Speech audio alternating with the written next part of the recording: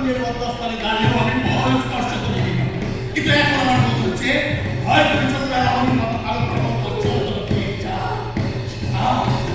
প্রসন্ন হও। তোমার ঐশ্বর্যের মধ্যে থেকে পরামর্শ দিলেও আমি এই পৃথিবীর অধীশ্বর হব। তুমি কিন্তু বল প্রয়োগ করছো। ব্রহ্মার অভিশাপ স্মরণ করে রাক্ষস। নারী আর কি আমার সম্বন্ধে এতটুকু মমতা হয় না? আমার স্পর্শে কি তোমার শরীর একটু জাগ্রত হয়নি? আজ এতদিনে আমার বংশের সব গর্ব চূর্ণ হয়ে যাচ্ছে। আমি অযোধ্যার রাজপতি রামচন্দ্রের প্রতি আপনার প্রতি আমার মমতা উত্তেজনা বোধ হলে তা মহাপাপ হবে। কিসের পাপ? কিসের পুণ্য? এসব তো বন্ধ না। তোমরা আজ রাত আমাদের সুবিধা মতো পাপ পুণ্যের সংজ্ঞা পাইতে পারো।